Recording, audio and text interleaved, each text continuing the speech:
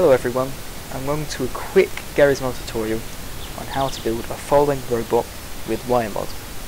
So, first of all, you want to build your robot, like this. Now, the simpler it is, the better it is, as in the easier it will move around and less chance it has of stuffing up. So after you've built it, you want to make sure everything is welded very easily so it can move around without any problems. You also want to make sure everything is no collide. You can do this by pressing C, looking at the prop, right clicking on it, and you should see that it says enable collisions. Make sure that's checked. Once everything's no collided, you should be able to walk through it without any problems. After you've done this, you want to go to the main props that support your robot, here the head and the body, and make sure it's kept upright, like follows. If you've done this correctly, this means when you move it left to right, nothing should happen. If you move it up and down, it should stuff up. This is normal. This means it won't topple over and that it will follow you correctly. After you've done this, you then want to look at the unimportant parts of the robot, here the face and the arms, and you want to uncheck gravity. This will mean that the center of mass is nice and streamlined. So, now you've built your robot, it's nice and easy to move and you can walk through it, Then you can actually get to the wiring of it and making it follow you. So here, you want to go to the wire tab and you want to find the target finder, this thing. Here, you want to set the maximum range to the very highest it will go. You want to make sure this is all set to 1 and that it targets players. You will then want to put your name in the name filter, or your Steam ID if you choose. After everything is all correct, you can then put it on your robot. Next step is to get the gates that it needs. You want to go to Gates, Entity Gates, and get 2 position gates. One for the position of the robot and one for your position. Place these on either side. You will then want to close this, go to Vector Gates, and get the subtraction gate. And put this there.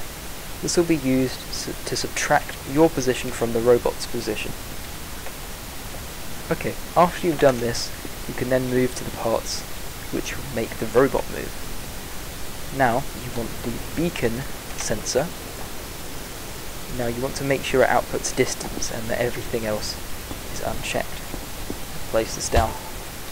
You then want the most important part, the vector thruster, which is what actually makes it move.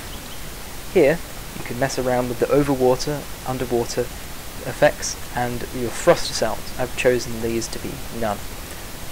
On the force multiplier, you want to make this quite low. I would say around 5, but then you can mess around with it if you want. The force minimum should be 0, force maximum should really be the maximum, but you can change that. Bidirectional doesn't matter, I don't think. I've unchecked it. And you can make it work out or underwater. I'd say check both. For the mode, it needs to be set in XYZ world. After everything's all correct, you can then put this on the robot. Next step is to actually wire it up. So you want to get your wire tool, choosing Wire Advanced because it's easier. And here you want to get your first position, the position of the robot, and set it to the robot's body. Afterwards, you want to get the other position gate and set it to the target finder, to your position. So here you have the robot's position and your position. You then want to subtract A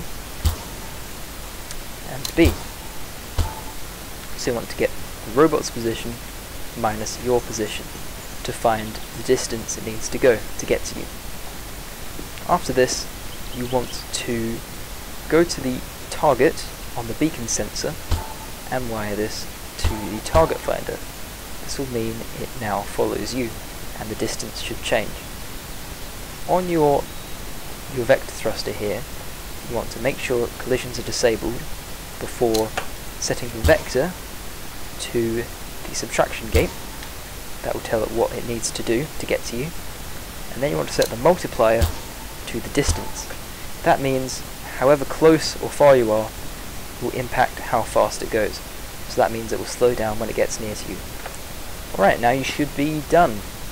What you can do now is grab the color tool and make everything invisible just to look nice.